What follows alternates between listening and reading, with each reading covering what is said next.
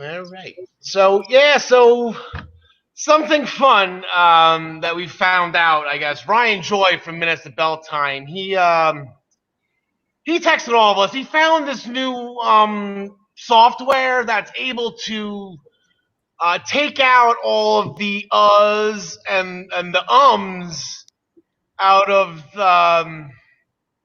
these videos. So, it's actually pretty cool. Apparently, on Monday, when I was on the Daily Wrestling News show yesterday, he cut off about 6 minutes, I guess, because of me. So, yeah.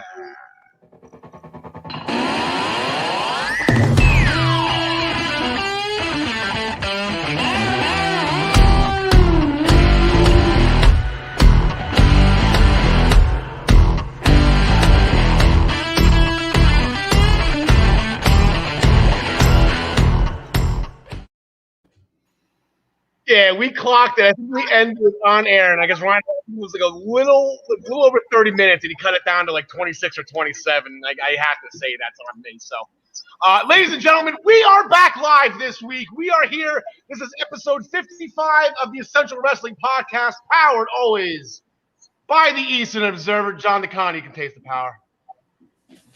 Jonathan has got his power next to his autographed Tony Storm picture. Great place for that.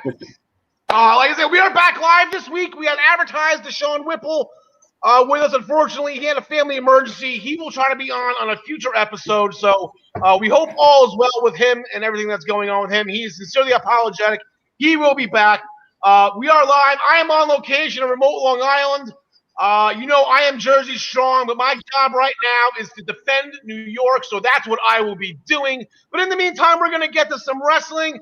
On the bottom part of our screen, as always, a living legend, first ever PWP champion, John DeConnie. John, how are things today? Not bad, not bad. Double nickels today, baby. 55. Here we go. Another fun week. That's it. Yeah, double nickels. I had a guy to say, man, I'm double nickels today on his 55th birthday. James Wheeler's back. We got James back. He didn't give up on us, even though he took the week off. We love you, James. Glad to have you back. John Smith, you're back with us as well. How are things from your end?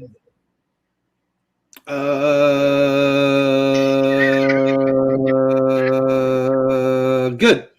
Yeah, that's a great answer. I know you have to think about that for a second. So, on today's episode 55, we have a new NXT North American champion. We have new Impact Tag Team champions. A little swerve on that one. That was fun. Big E took a black mass on SmackDown. Gary Mehaffy, he is back with us again to discuss the huge NXT UK Heritage Cup Championship match.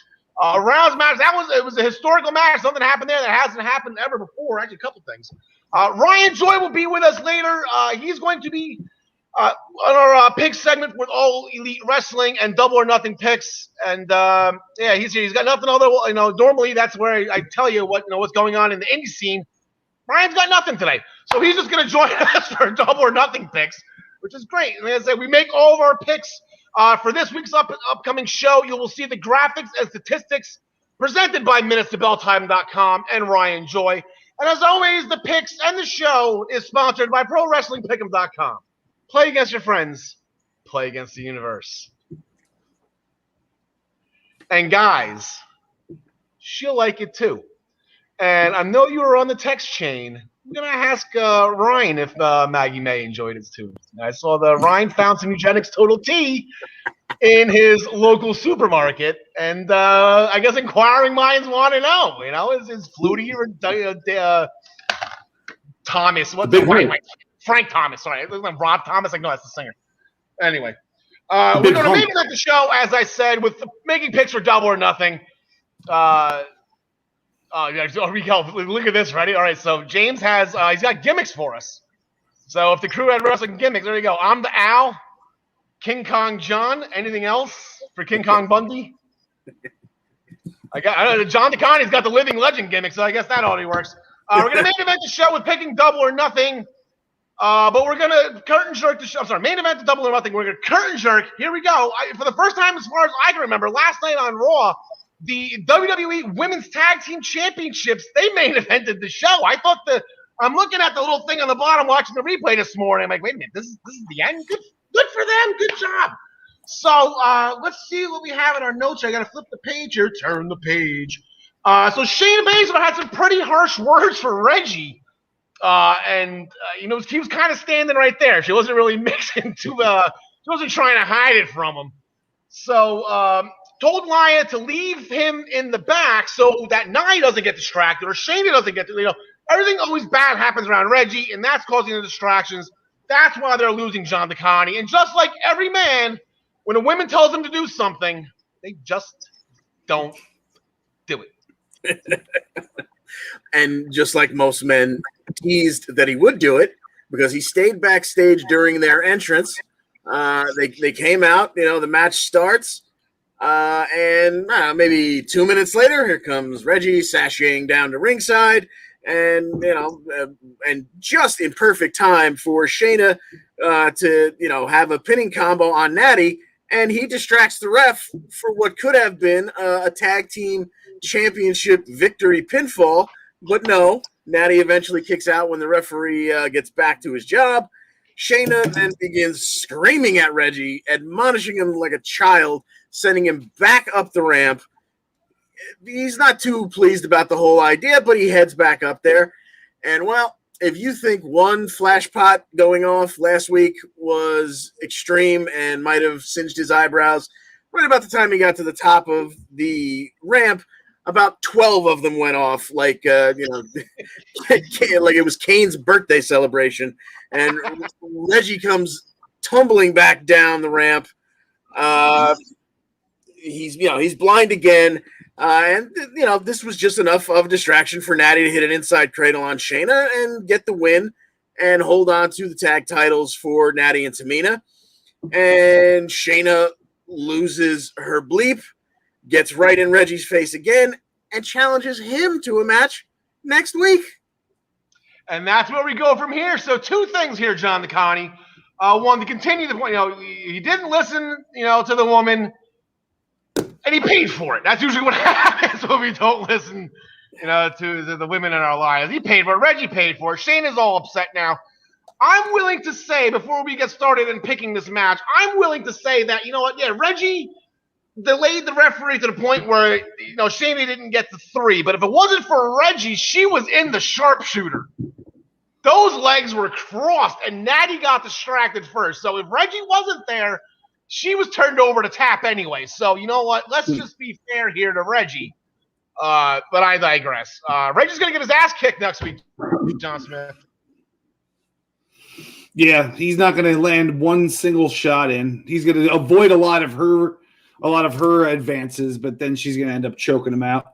Maybe he'll crap his pants. Who knows?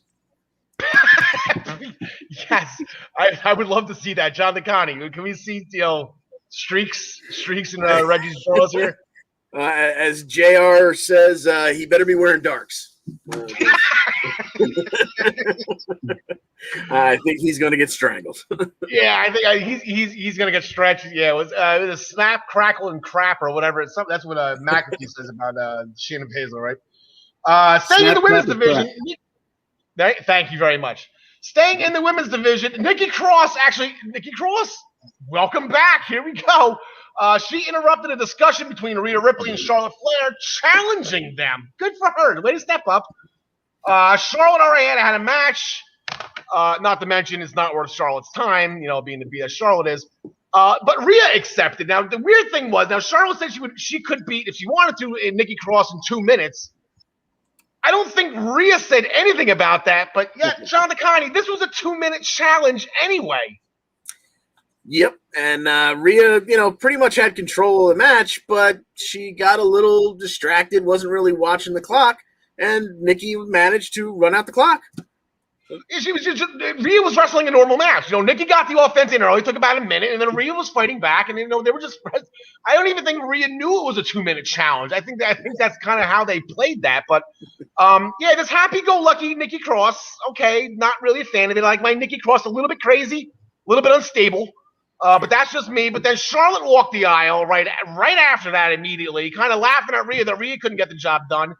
And then now Charlotte and Asuka their match right after that, and I don't remember if this was a number one contenders match or not, but the winner got a title shot, Sean Connie.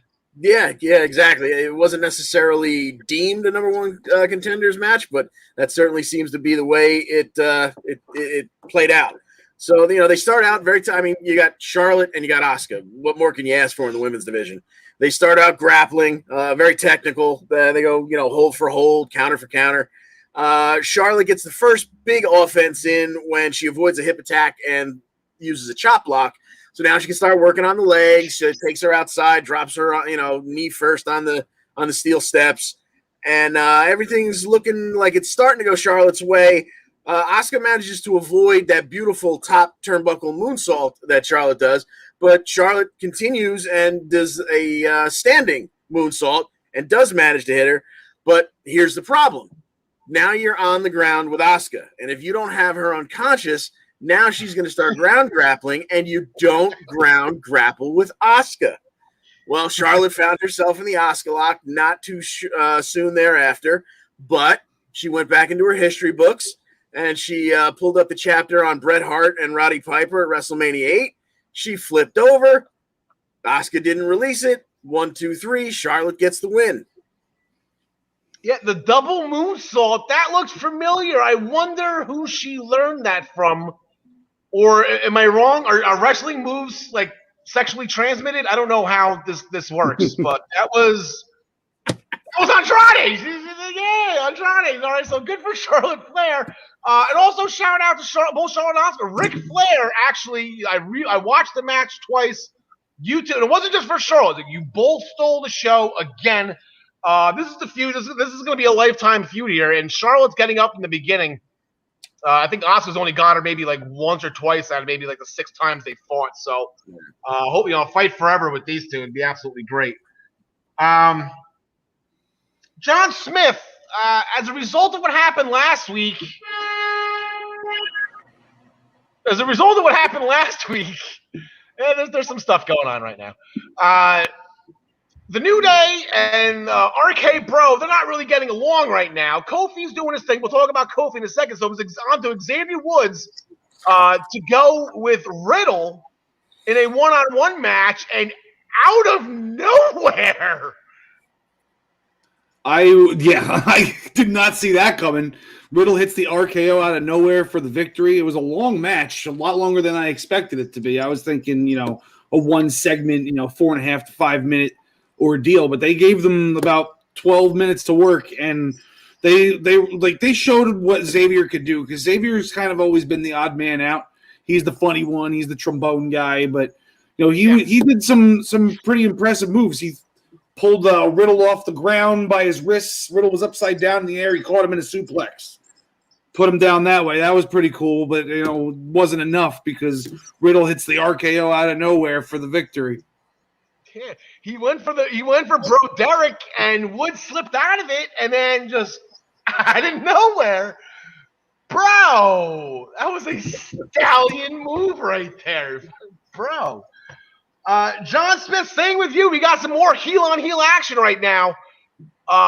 With Elias and Riker going for those tag titles. There was a one-on-one contest, AJ and Jackson Riker, and monumental victory to have on your resume here for one Jackson Riker. Absolutely. It'll always say in the record books that Jackson Riker is 1-0 against AJ Styles. And that's why I wanted to talk about this, because I like building up new guys, and Jackson Riker's got the look, and he's with the right guy. He's with Elias. Yep. He's going against the right guy in AJ Styles. This is like a perfect way to get him, higher than just an inaction kind of guy. Just going through the rest of Raw real quick. Sheamus, he had it wasn't an open challenge this time. He knew he was fighting Carrillo. He got the win after he blocked the Hurricane Rana attempt, sat down for the pin, and then hooked the tights. Post-match beatdown was thwarted by Ricochet, and Sheamus went for the post-match beatdown. I believe Gary can correct me on this. I believe that's called a pillock, what Sheamus was being. I think it's UK-ish or British for D-hole. I believe it's a pillock. So I remind me to ask Gary about that. Ricochet appeared for the save.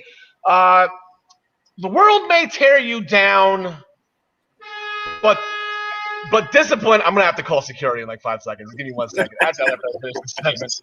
But I didn't even know what Eva Maria was saying during that workout montage she was doing. I was too busy picking my jaw up off the ground. So the evolution is still coming. So we're looking forward to that. So Cedric Alexander defeated Shelton Benjamin. After a thumb to the eye, followed by the neutralizer. And then we're going to get to the big match of next week. So the show started with Lashley was in ring with his promo with his new posse. Referring to Drew McIntyre as the Black Cloud in their life. They want to be done with this Black Cloud. Nothing more to do with Drew McIntyre. But here comes Drew. Then here comes Kofi. Those two went at it. They actually had a match where I believe, Postman Peters came out. Liked the idea. Saw those two. Winner gets Bobby Lashley at Hell in the Cell. Lashley and MVP came in. They beat up both Kingston and McIntyre at the same time.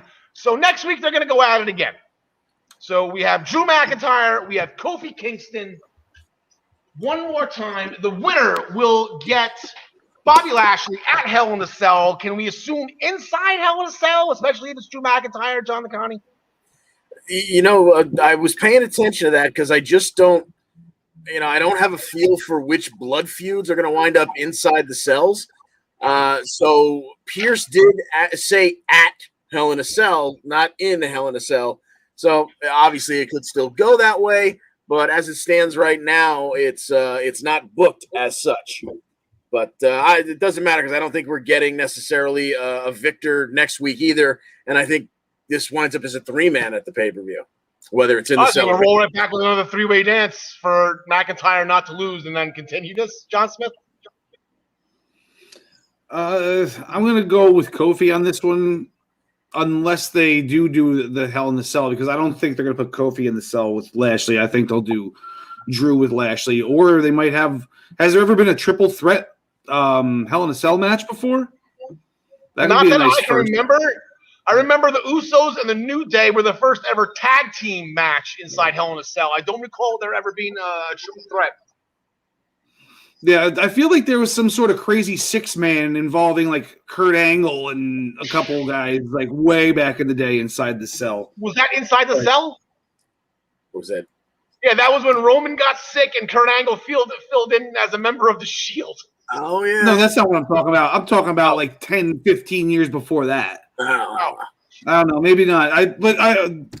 Needless to say, we've, it's not like they haven't done it a lot. So a triple threat match inside the cell would be really cool to see.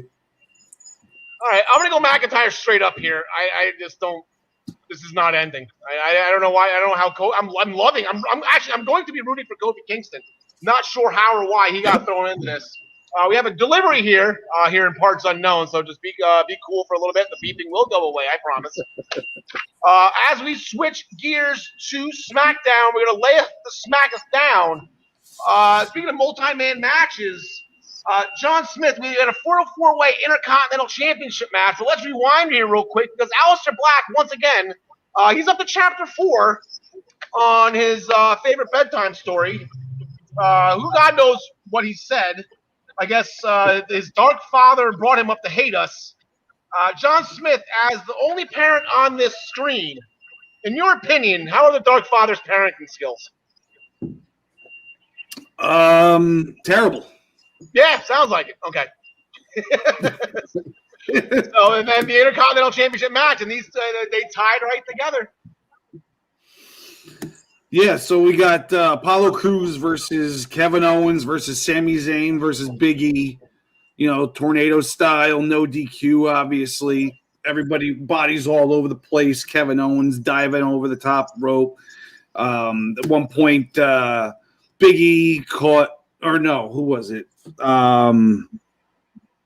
Apollo caught Sammy in some sort of T-bone with his leg involved, and then Big E picked them both up in a German from behind, and right when he slammed him back at this double suplex, he gets frog splashed by Kevin Owens right after that.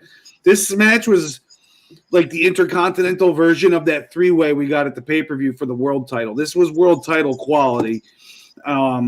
Everybody deserved to win this match, but Aleister Black thought Apollo Crews, or thought that Big E definitely did not deserve to win this match because he came out, destroyed him. Apollo gets the victory, gets the pin on Big E. So now it looks like Big E's branching off to go with Aleister Black. Yeah, that's a great start to bring Aleister Black back. That's a great next step for Big E. I think that's going to be fun. This could leak into SummerSlam, right? You can throw them, just keep them away, away enough to a point where they can, end up together. Specifically, I think it's just Money in the Bank next, right? It's going to be the Cell, then Money in the Bank, and then SummerSlam, right? June, July, August. Is that how the, mathematically how the calendar works? Believe so. Yeah, right. Makes sense. I don't know. If they took away a planet, I'm sure they could take away a month too. I don't know how this all works. The show started. Sonya Deville welcomed us to SmackDown with a parade of champions, along with the announcement that broke earlier in the day on Friday that WWE is getting back on the road. Yay! Not coming to the tri-state area though. Boo. Bayley came out pissed that she wasn't acknowledged. Ding dong, hello, longest reigning SmackDown Women's Champion ever. Like, come on. And then hell broke loose with Bianca Belair stormed the ring. And then the crossover rule was once again in effect, where Nia Jax, Shayna Baszler, they came out. So a 6-woman tag team match came upon this with Bayley, Nia Jax, and Shayna Baszler. They got the win over Bianca Belair, Natalya, and Tamina after Shayna Baszler made Natalya tap out to the Karabuta clutch, which was the result, which was why Nia and Shayna got the championship match they did main eventing Monday Night Raw last night. So, real quick question. I am confused. They call it the Karabuta clutch, John Nakani. Who is Karabuta? It's Kirafuda, and I don't know exactly what that means in Japanese, but I'm sure it's not a woman named Karabuta? No, sir. Okay, gotcha. Roman doesn't like to brag on live TV, so we had Paul Heyman do it for him. Good choice. Then Cesaro came out, followed quickly with another attack by Seth Rollins. Seth Rollins is not letting this go at all whatsoever. Rewind backstage, Jimmy Uso went to Sonya Deville, wanting a tag team match with his brother Jay against the Street Profits. Now, Jimmy's cool with this. Jay needs to run this past the big dog, and Jay is not too thrilled that this is going on right now. Roman's not too thrilled that this is going on right now. The Street Profits pretty much said, the Street Profits want this. So here's where we are. It is actually going to happen Friday night on SmackDown. The Usos are back together, kind of, maybe, I don't know. Street Profits on full force. This is actually a dream match if it was actually a legit 2-on-2, but you kind of get the feeling that this might be a 2-on-1. I don't see Jay even being a part of this, John Nakani.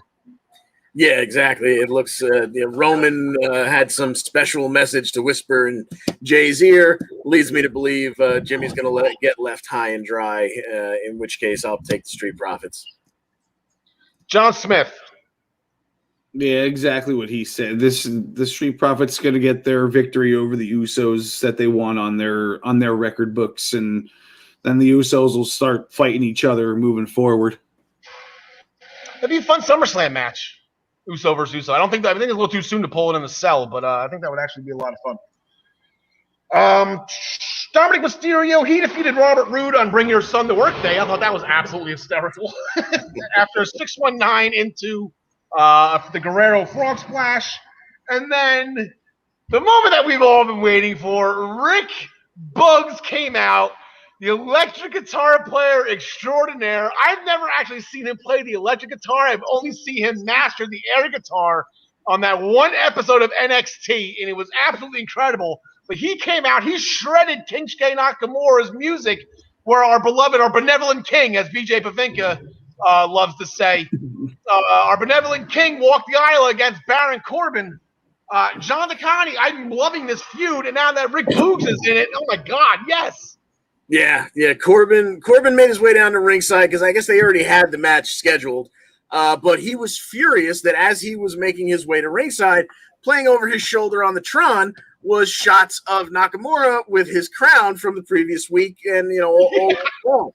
So he gets to the ring and immediately takes a mic instead of just getting ready for the match and demands Nakamura come out right now.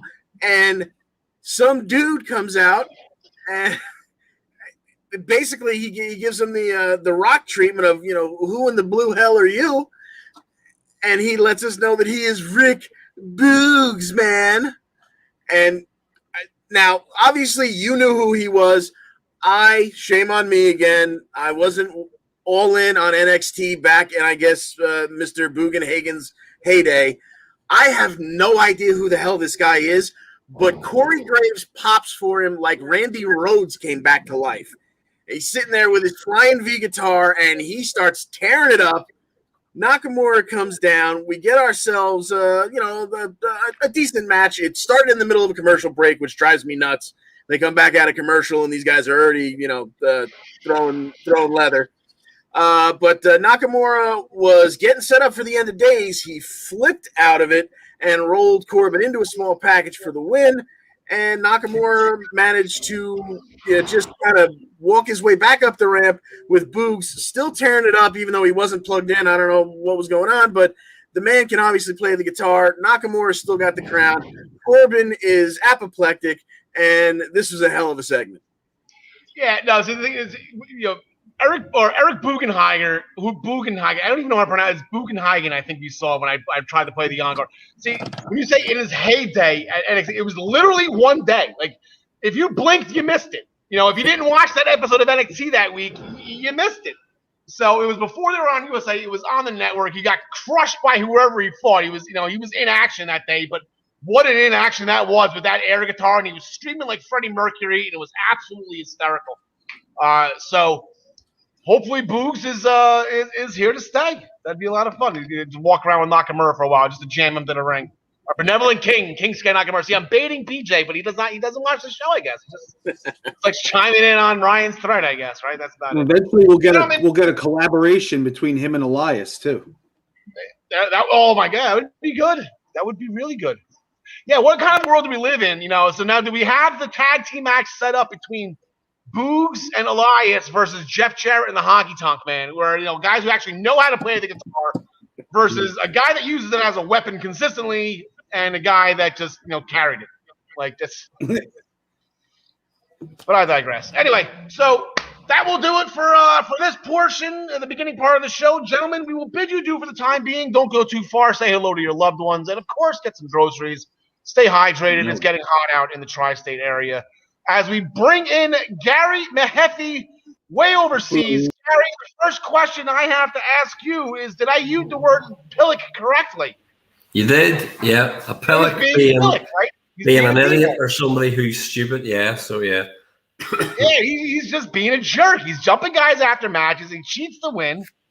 Being an absolute pillock. Gary, how's everything going today? Everything going well? Not too bad.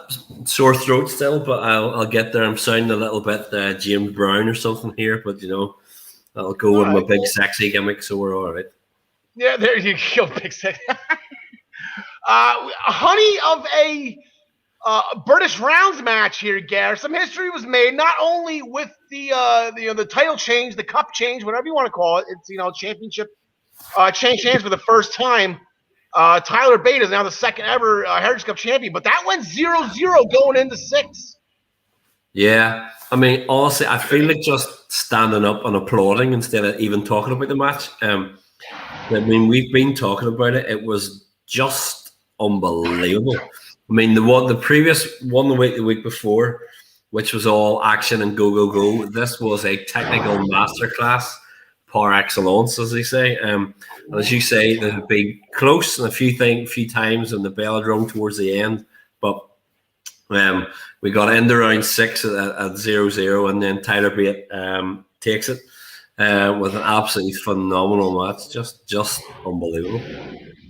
Yeah, that's one for the history books. That's the one you go back. If God forbid they ever come out with the best of NXT UK like DVD or whatever, it's got to be like a 10-disc set. I mean, it just seems like they just show the whole library. That's probably why they don't come out with it, because you just watch everything. You'll be fine. And speaking of which, that goes for the opening match with Wolfie and Rampage Brown. Yeah, I mean, just about. It was scary with the Dr. Bomb right at the end. He just about got him up and down for it. But obviously they're building back to Rampage and Joe Coffey again. And with Rampage working his way through, so maybe have a match with Mark Coffey coming up as well, just to keep building up to it. But again, two big boys and a really good match, like 6-minute match. Good back and forward. Let's say Rampage obviously putting a bit of steam behind him again and comes through. Yeah, well, I mean, if he's gonna fight Mark, he's got to do it Thursday, because next Thursday he does get Joe. From Scala reported from the office of Mr. Saint that there's 2 matches booked in 2 weeks. So that was last Thursday. So next Thursday we'll talk about it. And Joe and Rampage Brown, we got to make sure we put the Brown at the end of the Rampage. We don't want any copyright infringements on Mr. Khan's side. So yeah, that's gonna happen in 2 weeks. We'll get it. We'll make our predictions. That's gonna be Rampage Brown and Joe Coffey 2 in 2 weeks or a week and a half. Last week, where they said that Sid Scala said the next time Amal's in the ring, she's gonna have to face Xia Brookside. They didn't make the match official. Then when I saw Amal's music hit, promises are promises, has to be Xia. And then Gary, here she comes. She was pissed. She wasn't jumping around. She wasn't doing that little shoulder shimmy that I love that she does. She was pissed. I was pissed with her. I'm sitting there, I'm like, God, let's do this. Damn it, Gary. Damn it. I know. I honestly couldn't believe it, because I was like, Amal has obviously kind of come out of nowhere. They had the backstage segment last week, and it was like, okay. And when I saw them come out, I thought, right, okay, this will be Xia gets her win back. She got put out of the 5-way. Here we are. And then, oh, no, she's not. Which again, I mean, it was interesting. It was different. But I say, I was hoping, I was with you. I was hoping for Xia Brookside to pick up the win, and thought she would. But yeah, and that was a devastating, spine buster slam. Like, that was a pretty devastating move. I saw that. I'm like, oh crap, she ain't getting out of that, and she did. So, shout out to a clean victory. She's the heel, but she won clean. No dirty tactics from her end, which is not very typical of stereotypical French wrestling characters. They cheat constantly. Amal got this one straight up. So, I guess good for her. And Xia's got to pick herself back up. And now we got to start over again and, start with Jack Stars and work our way up, I guess. Speaking of picking themselves up and getting back on the horse again, the video package of Effie Valkyrie training, I guess, in the woods to get better after her loss from Mika Satomura. And I finally put 2 and 2 together here, Gary. Who Effie Valkyrie finally, who she reminds me of. Do you remember the Wonder Years? Remember Winnie Cooper? Yeah. Yeah, that's who I feel like this is the modern day version of Danica McKellar, who played Winnie Cooper on the Wonder Years. So anyway, that's just me. Another thing we got, Teal Man, he approached Ashton Smith in the training facility when I guess Ashton was talking about his newborn son. I guess about a year ago. I guess he had a newborn son. He said family is the most important thing in life, and then he asked him, well, where's Oliver Carter? Right? Where's Ollie? So I guess maybe Teal Man's getting to the head of Ashton Smith. What do you think about that going forward? Yeah, I mean, I think it'll be good. I think Teal Man, I've been surprised since he came in that they haven't given him a little bit more of a definite push and a little bit more just stuff what he's doing on screen. So I think just giving him a little bit more screen time, a little bit more promo time, and then I say should take the win in it, and it'll move him up the rankings a little bit. So if he's breaking shoulders, like if he's separating shoulders, that was an impressive win, and that was win number 2 for him. So I think he's gonna make short work of Ashton Smith, especially if Ollie's not around. So, and then like I said, this whole episode was just a roller coaster of emotions for me. I was aggressive, I was raged, and then I was sad and I was depressed. At the end, I was just happy as all hell because I just witnessed a great match. But in the middle, man, that I laugh hysterically. No Amdar again. Yep. It's a Supernova Sessions. He survived for the time being. Now, I guess the Sid Scala announced 2 matches in 2 weeks. This is the other one. It's going to be Noam Dar versus Ilya Dragunov. Yeah. But he was just trying to help. He was trying to make it a spa day for Ilya. Trying to be nice. Got him a nice robe. Got him a therapy dog. Therapy dog was brilliant. I laughed. Also, I'd love to know who comes up with it because I thought the robe. I was like, okay, that's cute. And then when the therapy dog came out, I thought that's just brilliant. Yeah, It was great. Lenny the therapy dog, and that was funny. The best part about it was Dragunov. They got into it at the end. Dragunov called him a clown, and that he just okay. No one likes to have fun. He's gonna kick your ass. So he's not a clown. Whatever. He took off his little, whatever towel that was using as a headband. But they made some threats, and that's why they got into the fight. But the fact when Dragunov walked off, he came back and took the dog anyway. He's going to use the dog. That's going to be the best part about Dragunov. I think this is the final. I think Lenny's going to keep him calm.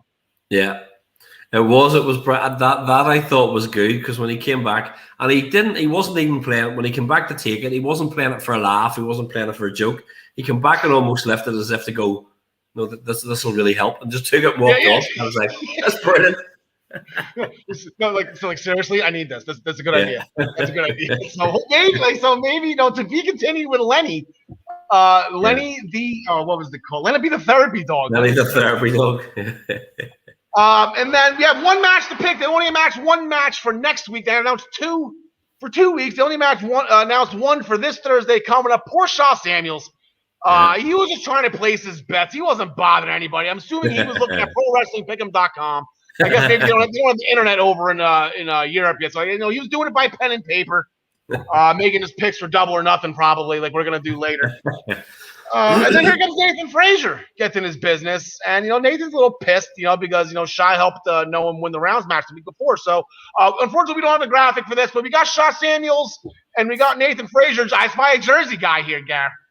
Yeah, I'm going for NXT UK's resident country and western singer Nathan Frazier. He's gonna take it. It'll be another showcase for him, and I think building back long term for another match against Noam Dar down the line again for another one, like a few months down the line or whatever. But yeah, I think Nathan Frazier for this one. Yeah, I'm gonna say I spy a Jersey guy. I'm gonna go with Nathan Frazier. I broke my heart to bet against him. Like I said, he's the one guy. He fought the one guy I can't ever bet against, and that's Noam Dar. I can't do it. Gary, that'll do it for this segment for NXT UK. But before we go, Gary, like I said, we're making our pick segment for AEW Double or Nothing at the end of the show. I know it's superbly late. However, you guys say it over there. The way you say superb. But I know it's extremely late over there in Belfast in the UK. So anything bold predictions? Is Kenny Omega losing the championship? Is it Miro Day on Sunday? A lot of people are picking Britt Baker to win. Anything that you want to chime in on and give us your picks ahead of time here? No, I mean, I honestly just the biggest thing for me is I'm just happy that finally Miro is just no longer the best man, that he's actually coming through, that they're doing something with him. So anytime, whatever Miro's in, I'll always pick Miro. So no matter what we're going for. So I have to say I'm a Miro man, if that doesn't sound stupid.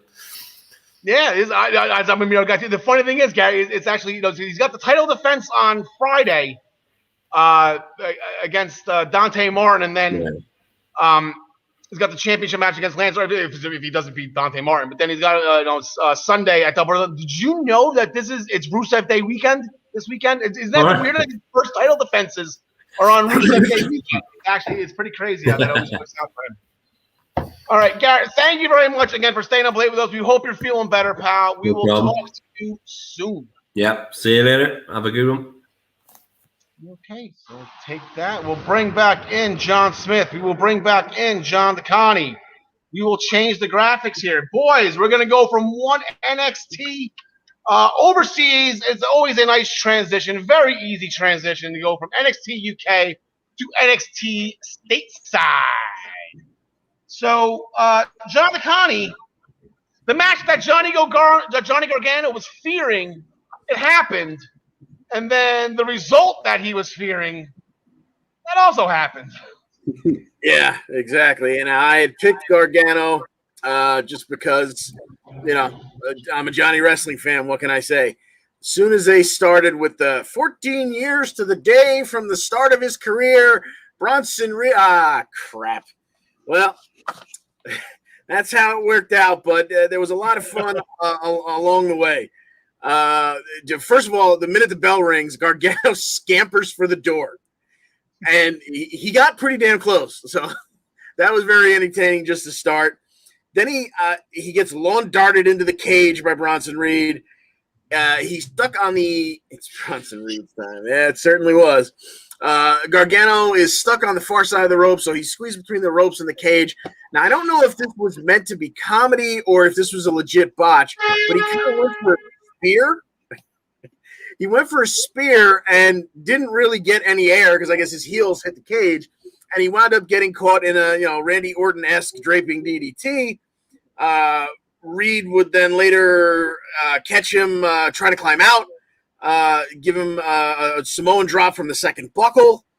Then the two of them were walking the cage along the top rope, and Johnny hit a sunset bomb off of that top rope. That was a pretty spectacular spot for him, getting control of Reed in that way.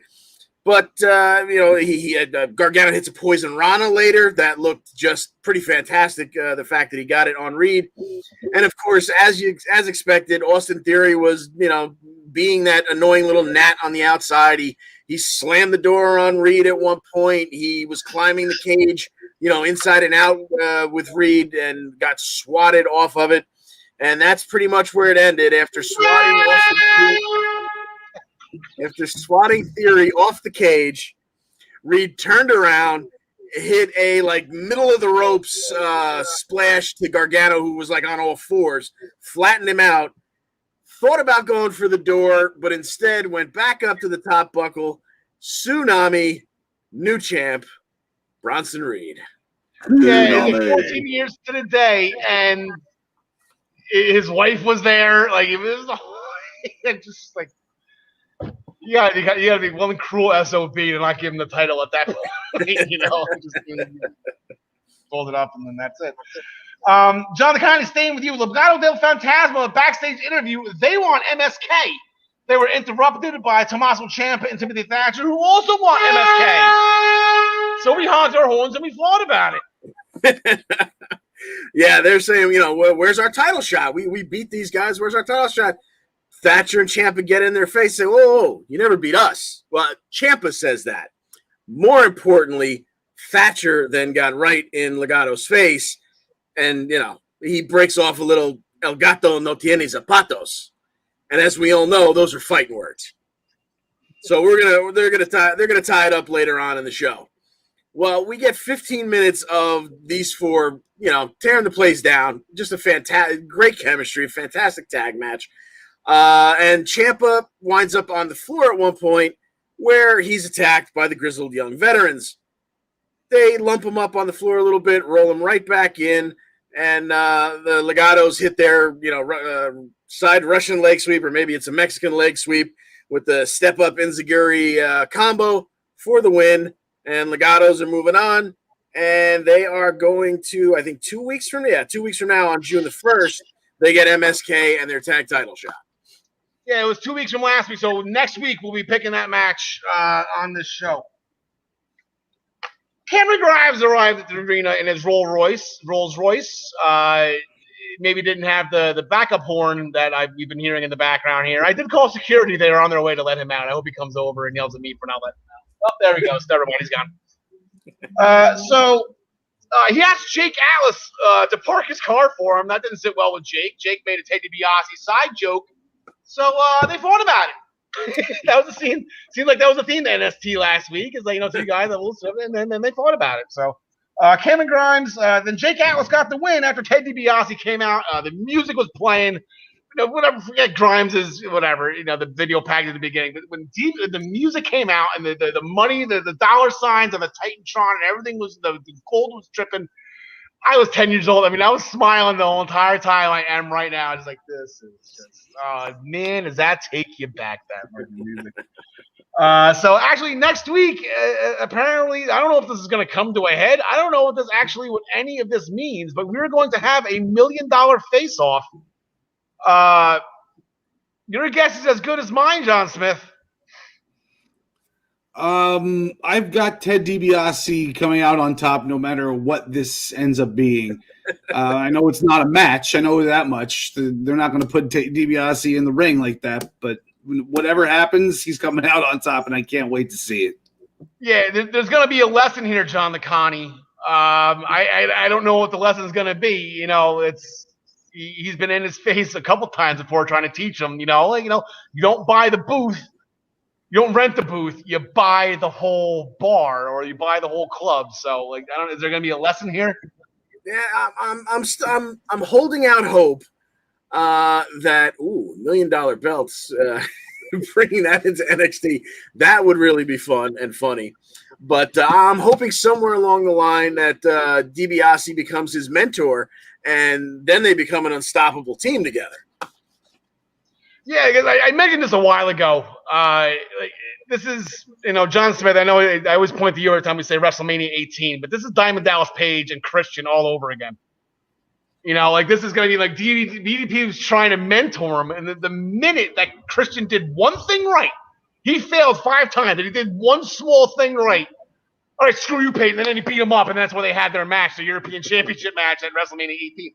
So I'm hoping it goes a little bit farther than that. But yeah, they're introducing the $1 million belt as Ted DiBiase's protege. I think that would be a lot of fun. Where are the expectations on here? Where's Ted DiBiase Jr.? I don't know. Is he still happening? Candice LeRae, Indy Hartwell, we're getting celebratory facials. John Smith, stop laughing, get your mind out of the gutter. And they called Loomis a loser. Loomis, being the stalker that he is, like, he's a straight up stalker, was actually standing right there massaging Indy's temples. Why do we feel sorry for this guy? Like, I don't mind getting this. The guy is He's so sweet. Nuts. He's so sweet. He doesn't shut up. This is just going against everything. Oh, man. Anyway, he heard the whole thing. He left heartbroken. Okay, so he does have a heart. He is doing this out of, I guess, goodwill. I guess his methods are a little. But then again, I guess most stalkers, the methods are a little shaky. The heart's, I guess, maybe in the right place somewhat. But anyway, so when they went to go pay for the facials, Candice's card got declined. And then for however reason, this woman actually had Candice's credit report, her bill from her credit card, and the flowers are on there, and the chocolates are on there. Everything that was given to Shopper Moonheart that was supposedly from Dexter Loomis was actually from Indy. Instead of getting mad at Candice for doing this, I guess that part didn't click. The thing that clicked was Dexter still loves me, so she was off back to being a giddy schoolgirl again. So that's going to be continued tonight. So that'll be fun. Killian Dane defeated Alexander Wolf after Wolf hesitated using a chair, and he received a high crossbody. Wolf was then unceremoniously kicked out of Imperium, and as we found out the next day, he was future endeavored by WWE. So I'm not sure what happened there, but unfortunately, Alexander Wolf, I guess he's got his 90-day no-compete, and maybe you couldn't just send him back over with Walter. I don't understand what happened on that one. Yeah. John Smith, there was another Diamond Mine video package. I still have no idea. Any thoughts? Everyone's saying, is it supposed to be Tessa? I don't think Tessa's in this. I don't know what to think of this. I really don't. I have no... Not even the slightest clue what it could be, honestly. Sorry. Yeah, it looks not the hot take. Yeah, it looks like it's like one of those fake MMAs fighting ring, like that fake UFC stuff that you can do. You can see, like, where they just roll around on the mat, pretend that they're fighting each other, like that fake stuff. I don't know if people watch that stuff. It's terrible. Anyway, John Smith, Hit Row made their in-ring debut. Yeah, they did. I mean, we've seen Ashanti the Adonis for a while, mostly on 205. He has been on NXT here and there, but we've never seen Top Dollar before, besides being a collector on the History Channel or whatever channel that show is on that he's doing. But he's very imposing, very intimidating, and especially with that roster, he towers over everybody. He did a sick double move where it was like a power slam and a Samoan. Well, no, it was a fall-away slam and a Samoan drop at the same time to Tony Nese and Daivari. nothing bad I could say about them. They cut a nice little promo after the fact. They're coming after Bronson Reed, it seems, because they said whoever wins the NXT North American title. So It looks like they're going after that. But I'd like to see them in the tag team division also. I'd like to just see some gold in there, whether it be either of those titles, because I like where they're going, and I think they need something like that to give them credibility. Yeah, they can hit everything. If Swerve goes after the North American title, then was it Fab B? What was it? B-Fab. B-Fab. It's close. B-Fab, she's going to be in the women's division eventually. I know that's a tough hill to climb to get to the top of that, mountain. But there's no reason why Shante and Top Dollar. Again, I think it was a what did I have it wrote down as? Death Valley suplex for the win, right? He had him on the shoulders and then up, down. That was pretty good. Saray defeated Aaliyah after her overhead side suplex. Robert Stone was apparently going through the Godfather's closet for his wardrobe selection on that one. So looking more forward going with Robert Stone. I spy a Jersey guy. That was the biggest thing I got out of that match. I knew Saray was going to kick her ass. I love Aaliyah. I wish she would just give her something to do better than this. But Robert Stone's wardrobe. There we go. And then John Smith, the show kicked off. Tony Storm and Zoe Stark. I'll lead you into this. So Zoe Stark kicked out of Storm Zero, right? I was shocked. I like, Tony's done. Tony did a move. You said the same exact thing. You called it the same exact thing I did. What the bleep was that? I've watched it probably a few dozen times at this point, just looped over on Twitter and just now watching the match back, before the show started. It's, she grabs her behind like in a bulldog choke, but then she drapes her over her back, gets her upside down, and then spikes her, switches arms in the process and spikes her in a DDT. And it's the coolest move I've ever seen. Triple H was my favorite because of the pedigree back when I was like 11 years old. I just loved that move. Like, this is the type of move that makes people a fan of you. I love this move. She could do it to anyone because it's a leverage thing. And, as far as the match goes, this is the way the match should have went the first time they wrestled, because Tony Storm's that much better than Zoe Stark. She gave Zoe Stark a name, and now she just dominated her and spiked her on her head. Unbelievable. That was absolutely crazy. So real quick, we're almost at that point, John Smith, just to let you know.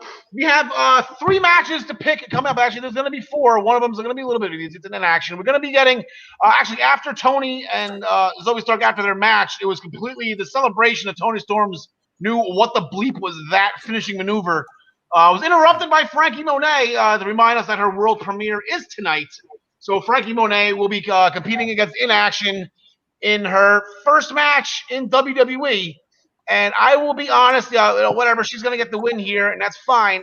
Again, Twitter is a fun thing because you get to see some behind the scenes pics, and there was a picture of, Frankie and her husband, John Morrison. John's throwing it out there. Like, congratulations, you made it. Like, good luck in your match tonight. It's fun. So this was a dream of Frankie Monet's for quite some time now. So congratulations to her. Hope she enjoys her moment. And then if she ever crosses Casey Catanzaro again, she's going to get her ass kicked. Hey. So going forward, we have, I guess, in the women's tag team division, while Indy and Candace are off at the spa, I guess Shopper Moonholt, I guess they called out Dakota and Raquel. So I guess Dakota and Raquel, they're still in the tag team division. They're still going to be competing for those titles as well. So we got Shopper Moonheart against 2 girls with attitudes, John Smith. What do you got?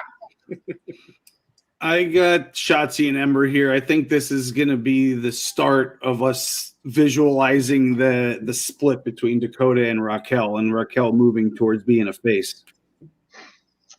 Okay, John the Connie.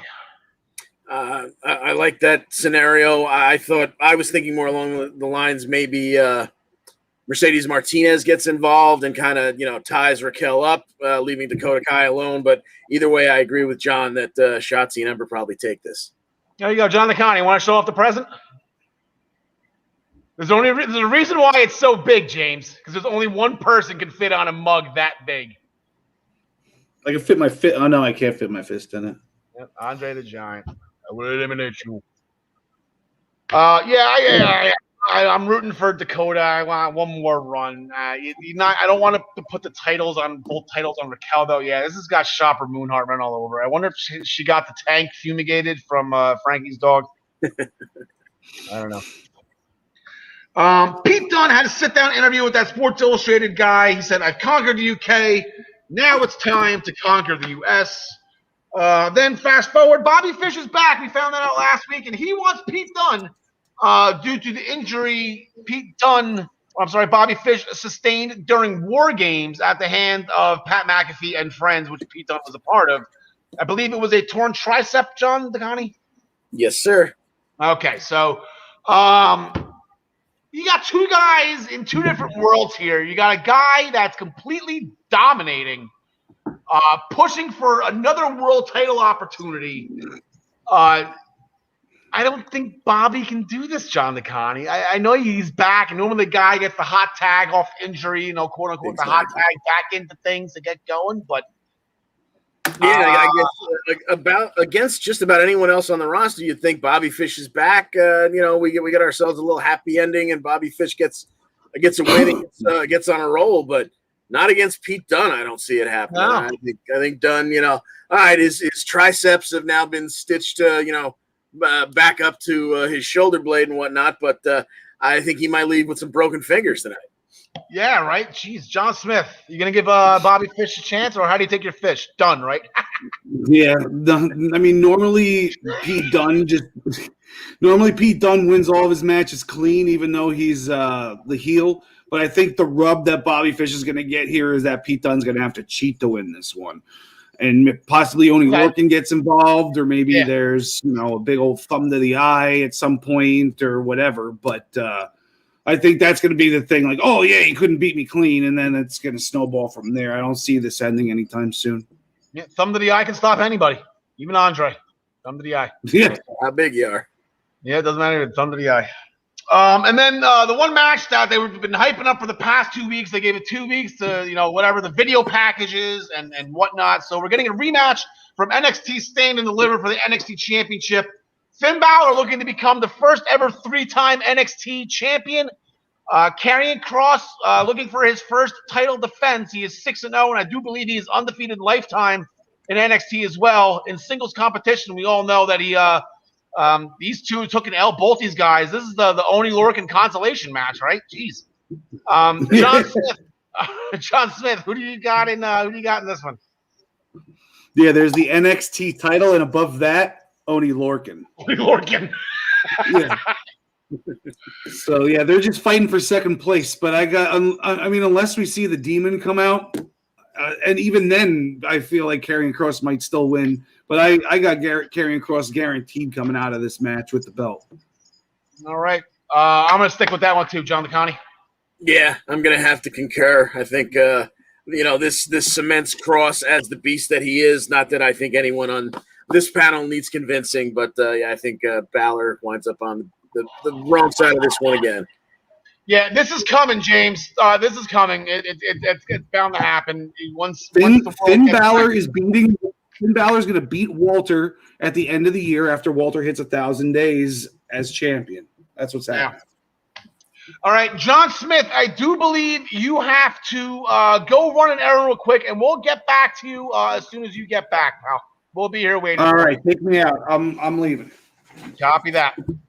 John DeConnie, that just leaves me and you in a romantic setting to talk a little Impact. This is Swingers Palace. This is all of us. There you go. He's gonna light the candles here. That thing's nice and romantic. So the big takeaway from Impact, John DeConnie, I got to put up nameplates here. We don't have a nameplate for this. Producer Joe, I apologize. We weren't expecting this. So, the big takeaway from Impact, obviously, there was huge matches, everything. Caleb is okay. His neck brace is off. That was the big reveal that we've been waiting for. Inspiration. I was talking about it yesterday morning on the Daily Wrestling News Show, John Licani. Inspirational story, right up there with Edge and Daniel Bryan. And it's, the neck injuries, they're the worst kind. And Caleb battled back. Yeah, and it is an inspirational story. I mean, they went into, just how much, this is the first time his neck feels as good as it ever has. And about 8 minutes and 52 seconds later, he gets bum rushed by Susan, Kimber, Deanna, Kira, Taka, and gets the ever-living hell beat out of him. Yeah, that didn't end well. The match ended. Tennille Dashwood defeated Kiara Hogan in a one-on-one match with the Raw roll-up. There goes Impact ripping off Raw. It was a bleep show post-match. I had the notes are a mile long here. Whatever. There is to sum it up nicely. There is a 10 knockout tag this Thursday night on Impact. So we got Rachel Ellering not pictured. You got Havoc, you got Rosemary, and then you got the amazing tag team of Tennille Dashwood and Taylor Wilde. Now, John Licani, us being from Jersey. Wildwood? Is this not a given here? It's perfect. Going against the tag team champions, one from Jersey, the knockout champion from Jersey, Susan, and that's Kimberly, apparently. That's what I've been told. But Kimberly is in the match. But we got two girls from Jersey on one team, John Licani. That does not bode well for the other, in my opinion. Yeah, but because this isn't really for anything in particular, just to play contrarian, I'll go with the faces here. You got, Taylor Wilde just coming back in, and Tennille, who's trying desperately to make themselves into a team. So give me the faces. I know where you're going. We can be on opposite sides. Yeah, I'm not Deanna and Tasha on the same, but I'm a huge Tennille fan too. I'm very torn in this whole Deanna versus Tennille thing. Can't they just be healed separately and just make me happy in their own little ways? I don't want them fighting each other. That's not fun. In all seriousness, though, we have to tie those two together because I wanted to make sure I made the joke that Caleb's neck was okay, and that was the big story. But there is a huge story, the main event. Ace Austin, Madman Fulton. They had the tag team champion. I think we all picked them last week, John. Yeah, because they mentioned it earlier in the show. Finjuice, they name dropped some New Japan teams backstage. Said we're bringing these back with us, and anybody who wants them, step up and we'll knock you down. We're leaving for Japan tomorrow. So it made sense that they're not leaving with those belts. Not again. They're not going away for another month. But Ace Austin and Madman Fulton, just he just beat him out. Yeah, Bob Orton's still in the cast, I think, right? But Austin and Madman Fulton couldn't quite get it done. Dave Finlay hit a stunner on Fulton, and Fulton kind of spun right around into the kill switch by Juice. And we had about 16 and a half minute back and forth, and a fantastic match. These four really put on a hell of a match. And, Fulton, being a big man, he can move at times. So this was a really fun match. But Finjuice got it done. But that's not where the story ends, folks. No. They very nice how Rhino all of a sudden started carrying that trophy around. We forgot Rhino won this at Bound for Glory. And I kind of just forgot what it was. It was kind of like when Ace Austin carrying around the Super X. I kind of forgot that was a cash-in. Exactly. So the Violent by Design music hits, and they slow walk it out to the ring. Like they were all trying to keep pace behind Eric Young, who obviously is limping in the big knee brace and whatnot. They took their time getting down there, and Finjuice are looking at the referee like, all right, what's going on here?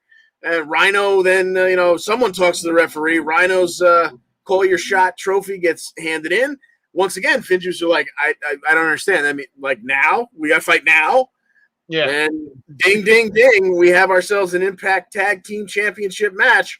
Rhino cuts Dave Finlay in half with a gore, and Doring grabs the wrist of Juice Robinson. He hits a Death Valley driver, never lets go of the wrist, picks him right back up, and gives him, the old Jake Roberts short arm clothesline. And 48 seconds later, we have new Impact Tag Team Champions. And the new vision by Eric Young has come to fruition, and it is violent by design. Yeah, and then somebody put up the picture. I believe it was Impact Wrestling on some Twitter. I don't know if it was Twitter or Facebook. I use probably Facebook. I'm always on Facebook instead of Twitter. But this is only Rhino's second championship in Impact. So the first one was the Bound for Glory that I shoot off all the time. Yeah. He only held that for like 4 or 5 days until Jeff Jarrett beat it back. That was 15 years ago. So it's been 15 years in between Rhino's championship reigns in Impact. So good for him. Moose did an in-ring promo. Some hard truth from Don Callis. Callis came out and interrupted him. Along with Kenny Omega, some hard truths here. He called him out, called all the failures in Moose's career, never winning a world championship, not even in Ring of Honor. That was a shock. And then not even winning any Super Bowls. That was like a tough pill to swallow too in Moose's football career. So, meanwhile, this guy Gallows and Anderson. Here comes Sami Callihan. Apparently, Sami Callihan has some type of he's going to kick off the show. Him and Moose kind of got into it in the back. Moose not needing his help. Sami Callihan pretty much said, "I'm not trying to help you. I'm trying to protect my brand and get my title back." So Sami, of course, is on Team Impact. He's Impact through and through. He's signed many contract renewals. I keep on see old habits. I finally got used to putting the 3 graphics up, and now it's a problem if I do. He signed many contract renewals over the years. Sami Callihan. So he did the ultimate job as he swallowed his pride and put over a female when a lot of guys probably would have done that. So yep. Shout out to Sami. Jordan Grace and Rachel Ellering, they wanted to get back into the ring to shake off losing the Knockouts tag team titles. So Jordan said she'd go to Scott D'Amore. She got the match. But they weren't facing another team. They got a match against each other. Yeah, Rachel seemed just a little bit surprised by that one. But, I think Thick Mama Pump, she is so close to blowing her stack. She is just pissed at everything. There's no more smiling. So she went to Scotty. She got the match. These two, they shook before their lockup. They had a good, clean match. Nobody took any liberties. And in the end, nobody hit a finisher. There was nothing devastating. They just, they started rolling. There was a series of back and forth pins, combos, and reversals. And eventually it was Rachel that leaned into a high stack and got the 1, 2, 3. And afterwards, once again, Rachel, kind of put out her hand like, okay, we did what we had to do. We're back in the ring. We're back, let's get rolling again. And I thought it was coming right there, but Jordan Grace, she matted it down, tamped it down a little bit more. They had their show of respect. They had their handshake. So far, no one's gotten hurt, but something tells me, her boiling point is very near. Yeah, so we go from respect between wrestlers to a complete lack of respect between wrestlers, where W. Morrissey completely destroyed Rich Swann during Rich Swann's backstage interview. So I guess that's where they're going with that. That's an interesting, intriguing matchup, especially size-wise. Khali versus Rey Mysterio here kind of reminded me of that.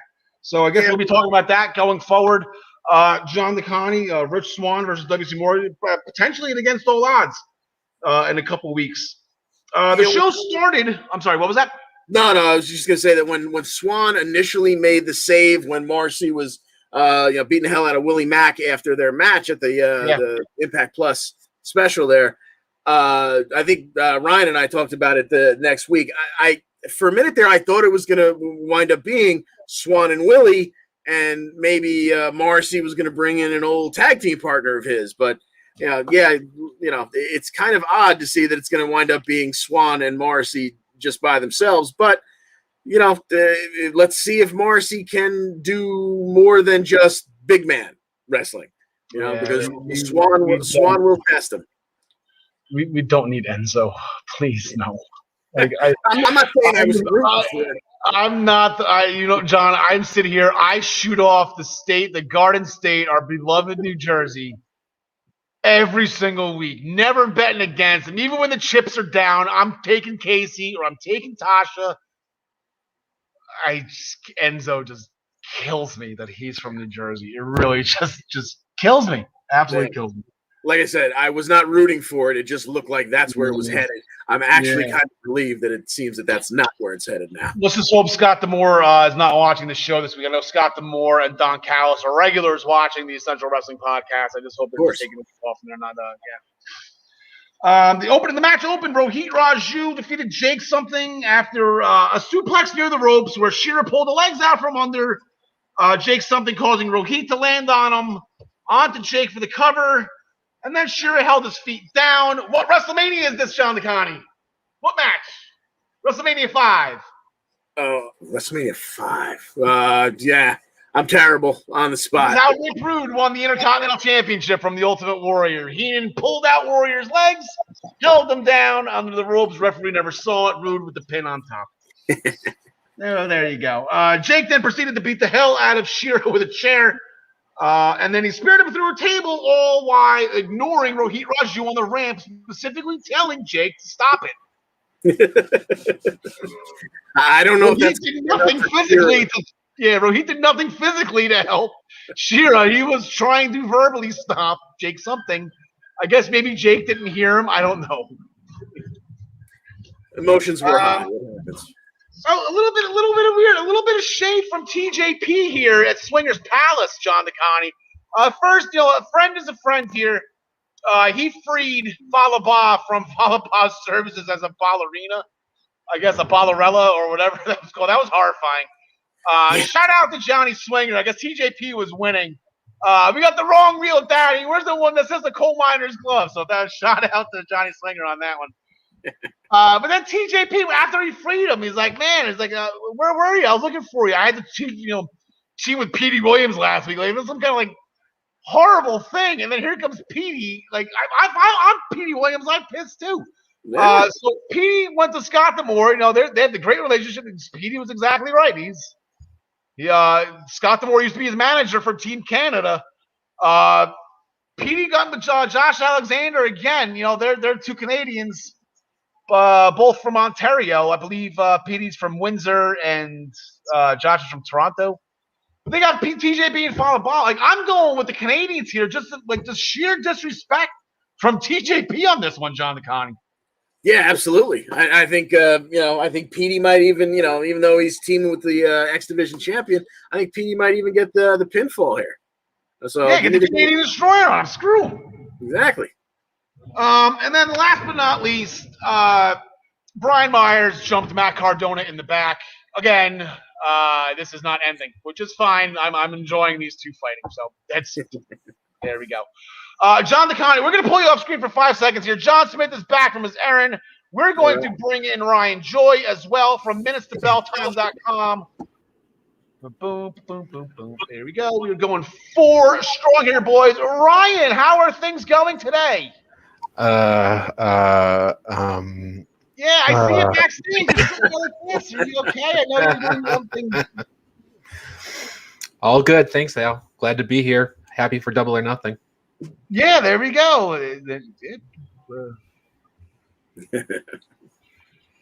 Real quick, Ryan, before we get into Double or Nothing. So between us, all right, no one's watching. Pretend no one's watching right now. Did she like it too?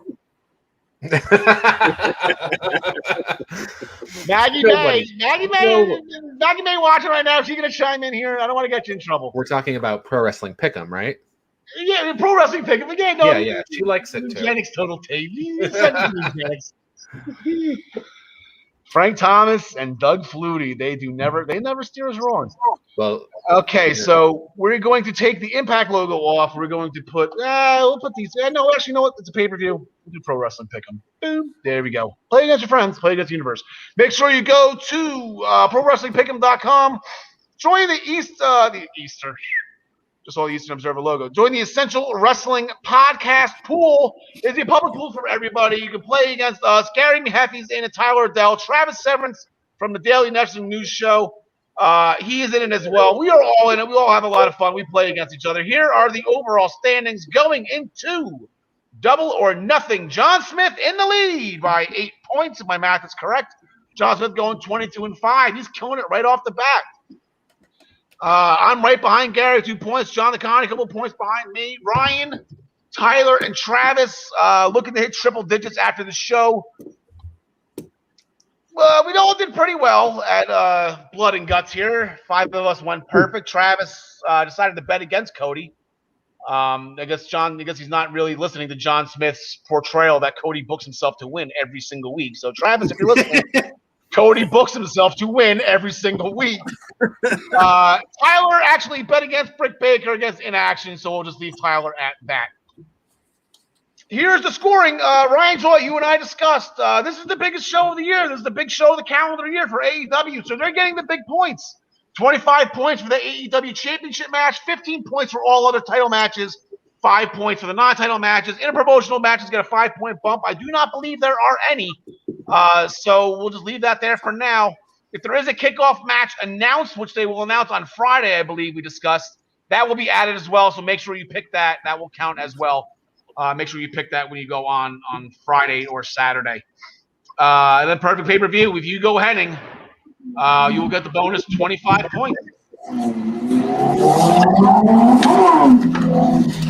Sorry, it's my fault. What was that? That was a rice spinner going by my window. Oh, nice. that was you? So last week on Dynamite, Jon Moxley and Eddie Kingston, they defeated the Acclaimed after a tandem paradigm shift. Very impressive move. The Young Bucks, they defeated the Varsity Blondes after Pillman was in a sharpshooter. Nick Jackson sprung off the top rope and drove his face into the mat. So that was pretty cool as well. Then Moxley and Kingston strolled out, and they beat the snot out of the Bucks. So that is our AEW Tag Team Championship match for Double or Nothing. It is not a secret that this is the best tag division on the map today.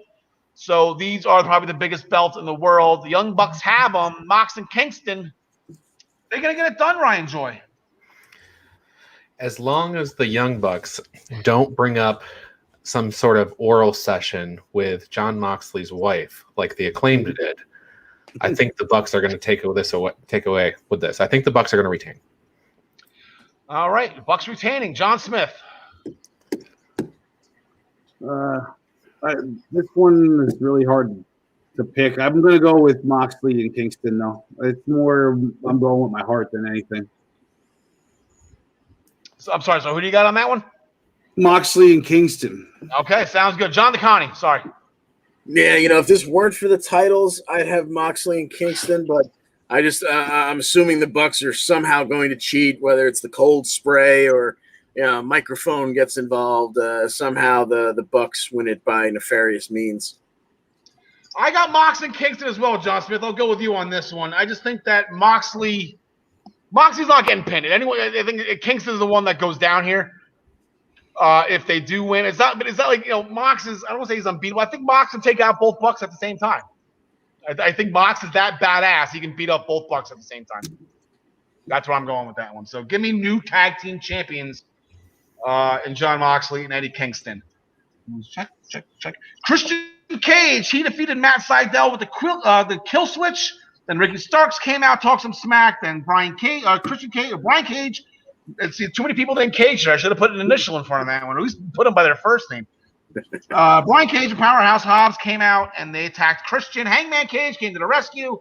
Literally told Ricky Starks to hold his drink. So I thought that was pretty funny. So we have the Casino Battle Royal. I had the Wikipedia, the numbers, not the numbers, but the history of the Casino Battle Royal. This will be the third men's match. The first two were won by Adam Page, who came in as the Joker at Double or Nothing in 2019. And then Lance Archer won at 2020 All Out. Should be a question, who was the Joker at that one? Matt Sydal. Yeah. The women had a Casino Battle Royal as well. That was won by Nyla Rose. That was at All Out 2019. And then there was a tag team Casino Battle Royal recently at their last pay-per-view at Revolution. That was won by Rey Fenix and that no good dirty bastard Pac. So here are the participants. This is in alphabetical order, I guess numerical first. We got members of the Dark Order in 10, Colt Cabana, even Uno. You got Anthony Bowens, Dustin Rhodes, Griff Garrison. The list goes on and on. The Acclaim's in there. Matt Seidel's in there. Matt Hardy and Private Party in there. Lee Johnson representing the Nightmare Family with Dustin Rhodes. Powerhouse Hobbs. El Pento, Zero Miero. John Smith's best friend. My best friend. No Butcher, just the Blade. So we'll leave this up here real quick so you guys can check. John Smith, those question marks on the bottom, you got to kind of figure that's who the Joker's going to be. Yeah, of course. And yeah, I'd like to see it be Andrade, but I think that's just a pipe dream. But I think I don't know who it's going to be, but I'd like to say that Dustin Rhodes is going to win, but I don't think so. I think they're going to go with question marks. All right, going to go with question marks. Right? Tyler Dell, I know, is going to be going with question marks. Yeah, if he's watching this, maybe he won't know that there's somebody in it, but I know he's going to think it's CM Punk. Brian Joy, is CM Punk finally? No, not CM Punk. The wild card, the Joker, won the first Casino Battle Royal. It was Hangman Page. I think this is how you get Christian a title shot. I think he's going to win this. The question marks, I'll throw out Daniel Bryan. Wow, that would be no way.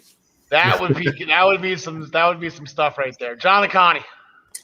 Yeah, well, I agree with Ryan 100% in the fact that this is how we get Christian Cage a title shot, so he can show us how he outworks everyone and then doesn't actually win.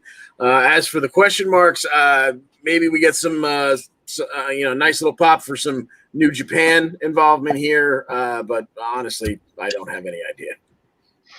No, I have no idea. Actually, AEW, I'll give them credit. They're pretty good with this question mark stuff. Matt Sydal, the one gave that. He was a question mark last year when he came out as a Joker. So that was kind of a surprise. And Ethan Page was a Joker during the ladder match, right? There was a surprise in a ladder match. And they're pretty good out there. I don't know who else is out. I think the only person that's out there that's not under a 90-day no-compete clause, what's his name? Adam Thornstowe from Reno Scum. So is it Adam Thornstowe? Sure. Well, Andrade doesn't have one, and Daniel Bryan doesn't have one. But it's probably more likely to be Sami Callihan or something. All right. Well, then SpongeBob on me then. My bad. You know what? I'm going to switch. I'm switching to Christian. There you go. Jump on board. Yeah, Christian, he's winning this, and then it doesn't matter who wins the triple threat at the end. Christian is going to be your next AEW World Champion. Hangman Page. Oh, here we go. Hangman Page has a match with Joey Janela on Friday, and I am specifically, Hangman's going to beat Joey. Okay, that's fine. Hangman Page takes down Jersey on his way to double. Okay, fun. Brian Joy's having fun at my expense. That's great. He made my pick very, very clear for Saturdays now, because now Hangman Page, he's going to get trucked again by Brian Cage. I'm going Brian Cage on this one, Ryan. Yeah, I've got Hangman Page here. Just a FYI though, the pay-per-view's on Sunday. Yeah, Sunday. What did I say? Friday? Saturday. It's Yeah, I think that the whole. Fun. I'm sorry. Yeah, this is fun. So Dynamite this week's on Friday. The pay-per-view is on Sunday. Now, no, they're not. They're not trying to be WWE at all, Mr. Khan. We're not WWE at all, Mr. Khan. I mean, WWE hired a president with the same last name as AEW's president. There goes WWE ripping off AEW. Yeah, that's it. I think that the Brian Cage win a few weeks ago just made this match interesting, because if they put this match, just randomly threw this together now, we would all feel about it the same way that we felt about the Dynamite match. Oh, Hangman Page is going to definitely win, and he probably is going to win on this pay-per-view. Yeah, we got snuck before thinking that Page was the golden boy. He's going to be up. Oh, I got to take down LE though. He's going to be the one that takes down Kenny Omega, or at least attempts to. We were all up, and we all got wrong. I said AEW, they make sure that the better wrestler wins. John DeConnie. Yeah, well, I've got Hangman Page, assuming that Cage and all of Team Taz don't jump him again before he has a chance to get to the ring. I've got Page taking out Janela and then taking out Cage at the pay-per-view. All right, John Smith. Yeah, I got Hangman also, and I think the Dark Order is going to have his back. Yeah, there you go. So there's the interference, and there's the answer to the interference. So, okay, so there was an in-ring interview with Ethan Page and Scorpio Sky. They talked some smack, and then they got their asses kicked by Sting and Darby Allin. So on Friday night, on Dynamite, it's going to be Ethan Page and Scorpio Sky against Evil Uno and Stu Grayson of the Dark Order. How is Stu Grayson out of that? Anyway. And then Darby Allin's actually going to be fighting Cesar Bononi, all going into Sunday night.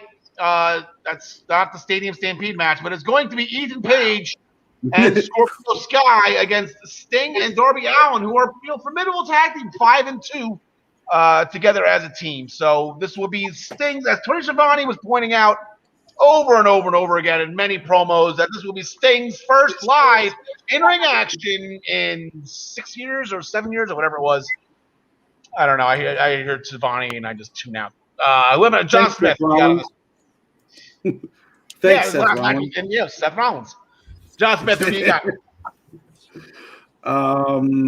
I got Sting and Darby winning this one. They're going to get their revenge for him getting thrown down the stairs. Brian Joy. Yeah, I agree with John. I think that Sting and Darby are going to win this, but ultimately, I think Scorpio Sky and Ethan Page are going to climb that tag team division ladder. I just don't think that's relevant to this match. It's a tall ladder to climb, John DeConnie. It certainly is, and for which reason I think they get started off on the right foot here, and I think they take Sky and Page take down Sting and Darby Allin. Nice, good for that. Down with Sting. I'm taking Sting though. I'm not gonna. I think I'm already like 1-2 right now, so I gotta at least get the layup with Sting. Anthony Ogogo defeated Austin Gunn with a pop-up right cross, I believe is what put him down for the count. Was referee stopped the match.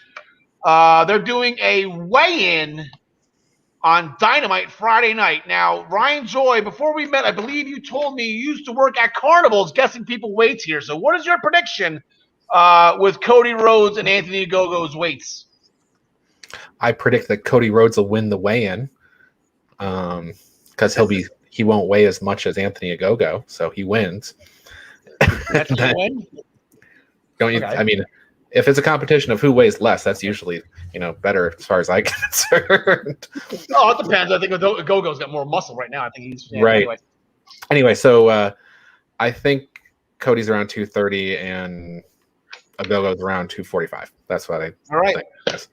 There you go. Maybe we should put that on it's not the pay-per-view. Never mind. All right. So who do you got? What do we have here? Then we got Cody. And here are the records. Cody and Anthony Ogogo. Jeez. Cody's going by the American Dream. I'm going to pick Anthony Ogogo to win the match. Against Miro. Miro's 4-0, though. That's pretty good. Man. You drinking? Little day drinking for Ryan Joy. A minute to bell. I think I should go into work for minutes to bell time. Do a little day drinking. That's not fun. I swear I repeated that. Okay. Yeah, give me, for one night only, he's going to be the American Dream, and therefore I don't see him losing. So give me Cody. John Smith, who's booking the winner for this match? I believe Cody Rhodes is booking this. I believe that too. So I'm going to pick Cody Rhodes. What about you? Dude, this is one that he should not be winning. He should be putting this guy over. And he will with a post-match beatdown.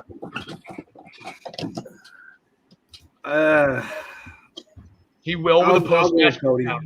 Yeah, I'll go with Cody. You can win with a Raw roll-up. Cody knows how to do a Raw roll-up. He's wrestled on Raw on several occasions. He knows how to do it, and he's done it to perfection, okay? So when that happens, Ogogo just gets up and, boom, pops him, and then Cody's a bloody mess, and then he doesn't have to take the loss. So I'm the only one who picked strikes up so much, though. Like, how does Cody, besides beating Cody Hogan, get through this match with a win? I don't get it, but it's going to happen. Ryan, so I guess you're the only one on a go-go? Okay, yeah, I guess so. In the women's division, Serena Deeb defeated Red Velvet last week with a Serenity of the Arc to retain the NWA Women's Championship. A little more vicious side of Serena Deeb. I kind of like that, so hopefully good things coming for her. Jade Cargill said once again she doesn't need a manager. She actually turned down MJF's lawyer because he was the first one up as a bid. But she doesn't need a manager, yet she's still taking offers. Who knows? She's got an open challenge on Friday night, so tune in Friday night to see Jade Cargill completely mess up another female human being. It's going to be fun.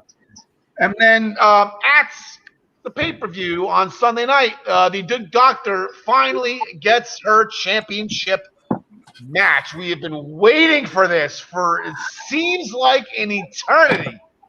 They are celebrating Hikaru Shida's 1 year anniversary, which I believe I saw was today or yesterday. I can't remember when I saw it. The 1 year anniversary when Shida won the AEW Women's Championship. They're going to celebrate her on Friday night. And then she is going to be in the waiting room to see the dentist on Sunday. Brian Joy, we have been waiting so long for Britt Baker to get this championship match and to win and become the AEW Women's Champion. Are we going to be let down? First and foremost, I have to say I don't understand these graphics and how they are different on my computer right here in front of me and what you have. Britt Baker is 10-2. Hikaru Shida's 4-0. Also, my graphic has Cody listed, not Miro, so I don't know what's going on. Right. I'm just putting up what you send me. So I think I sent you the wrong folder. I think that's exactly what happened. So anyway, what was your question? Britt Baker. Are we going to be let down here? We've been waiting for Britt Baker for so long now. Are we going to get let down? Like, you're not going to save this for, like, I don't know. It feels when in this situation, when AEW builds for a long time, I don't think they swerve us. And this has been such a long build to Britt Baker becoming champion. I think she's definitely going to become champion. I don't think there's a swerve coming here. She's had to go through sinus fractures, bloodbath with Thunder Rosa. We got is it a go-go or is it a no-no? I should have saw that earlier. That's funny. I like that. James Wheeler chiming in some humor here. John the Con, you laughed at James Wheeler comment. So like I said, she's gone through a sinus fracture. She's gone through she was on crutches for a while because of the sinus fracture. That doesn't make any sense. But the bloodbath with Thunder Rosa, like the hell, man. Come on. Yeah, she was in a wheelchair for a little while. I mean, the Good Doctor has been through it all. And I think this is finally her crowning moment. Hopefully on Friday night, Shida shines that belt up real nice for her championship celebration so that she can hand over a nice, shiny belt on Sunday. Yeah, and John Smith, kudos to Hikaru Shida in a division that doesn't get a lot of praise for the women that are in it. This was a good championship run if it comes to an end. If it continues, it's going to be great. Because if you beat Britt Baker, then who else haven't you beat on this roster? She's beat everybody. Yeah, she just had quite the run, but it's coming to an end because it's going to be DMD, baby! Miro had an in-ring promo. He's going to defend the TNT title on Friday night against Dante Martin. Well, I'll put that up there real quick while I read this. And then against Lance Archer at Double or Nothing. So that's where we are on Sunday night. Archer came out and said he's going to make Miro his Bulgarian bitch. Miro replied that he agrees with Archer that everybody dies, and Miro insists that Archer should be the first one to go. So Miro has his first 2 title defenses on Friday and on Sunday. God, John Smith, any shot here? It's Rusev Day weekend. Like, any shot here for Archer? No, they waited long enough to put it on Miro. They can't take it off him yet. And I know that Lance Archer's kind of in the same boat that Miro was in before he got the title, but I think it's going to be a while before Lance gets any singles gold because Miro's going to have that a while. John DeConnie. I wish I felt more confident in this pick. I do not want to see them take it off Miro this quick, and I think that would be a damn shame. But, man, what do you do with Archer, if he's now lost 3 title shots, 2 just for the TNT title? I'm going with Miro. I'm not as confident. I'm about to say. I was looking at the notes of the next match thinking, like, okay, well, everyone's just going to say, Ryan Joy, everyone's just going to say Miro. Oh, wait, what? I didn't think about that one. Ryan, you got Miro? I got Miro. It's Miro Day weekend. Okay, so Miro, just for the record here, let everybody know, Miro's 5-0, Dante Martin's 7-1, and Archer is 9-2. So here's the thing. Maybe Dante Martin pulls a fast one and somehow shocks the world and wins the TNT championship. Yeah, and Miro, exactly. You got to get through point A to get to point B. You're exactly right, Ryan. And then maybe Miro is the wild card in the Casino Battle Royal. Ooh. Sets himself up to. Now, I think the odds of that are extremely low, so I'm going to go ahead and pick Miro all weekend. Yeah, there you go. That's a good thing to do. Dinner with the Pinnacle. They should be the foundation of AEW, but the Inner Circle is in their way. Fast forward to the Inner Circle is their in-ring promo. They're accepting the Spring Stampede match by saying they'll dance on their faces and then piss on their graves. So they're going to have a celebration on Friday night. That's a celebration, bitches. They're going to have a celebration for the Inner Circle because they are putting their faction on the line. If they cannot beat Pinnacle, the Pinnacle, whatever you want to call them, Pinicole, in Spring Stampede, a match that they lost last year to the Elite and Matt Hardy, then they must disband. So also during the celebration, as I texted you guys earlier, Jake Hager was claimed off waivers by the Milwaukee Brewers. So good luck to Jake Hager in his baseball career. That was the most random thing that's ever popped up on my phone. So here we go. We got Pinnacle. We got the Inner Circle. We got Spring Stampede. Not picture as Wardlow, but we know he is probably the baddest dude that's in Pinnacle. So John DeConnie, you are wearing a specific T-shirt right now with one of the participants. Jericho forever. Yeah, this is exactly the kind of thing the Inner Circle normally would lose, but you got to think they learned the stadium from last year's match. So therefore, the Pineapple are coming in. It's not really home field advantage there. The Inner Circle has the home field advantage. So give me the Inner Circle to continue this whole blood feud on down the line. All right. John Smith. Oh, this is really hard to pick too. Because I could see them, like, everybody can go their own separate way from the Inner Circle. Like Santana Ortiz can be an awesome tag team on their own. Sammy Guevara could be in the TNT picture on his own. Jake Hager can just be another, Miro / Lance Archer. Infielder. Has their time run out? Like, this would be the ultimate thing for the Pinnacle for the resume. We broke up I'm going with the Pinnacle. I just talked myself into it. All right, there we go. Ryan Joy, we got one for each here. I'm with John Smith on this. I think the Pinnacle is going to take this, and as John pointed out, everybody's going to kind of go their own ways. But spinning out of this, I think Jericho takes time off, especially since he's touring pretty soon. And the big feud coming out of this is going to be Sammy Guevara versus MJF. Okay, I wasn't aware of Fozzie's tour schedule. I guess I should be, but it's not. I got the Inner Circle as well, only because I don't think they can all survive on their own. I think Hager can't. There's too many guys on the roster as it is. Like Santana and Ortiz, when do they ever fight if they're not in with the Inner Circle? They're not even appearing on Evolution or whatever. Like they'll be non-existent. Santana and Ortiz are gone if they lose this match. Sammy possibly can survive, but he's too small. Miro's gonna kick his ass. Archer's gonna kick his ass. Pac's gonna kick his ass. I don't know, man. I think the Inner Circle. I think they need to stay together in a world of gang warfare. John Smith. I think the Inner Circle needs to stay together.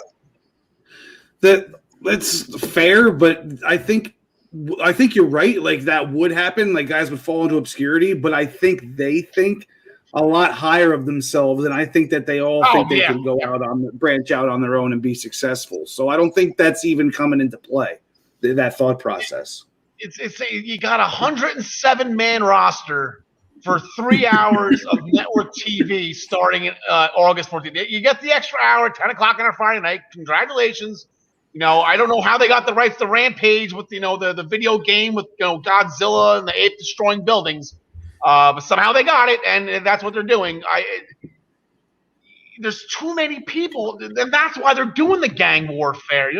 Miro's the only one that's surviving on his own right now. Everybody else has a buddy.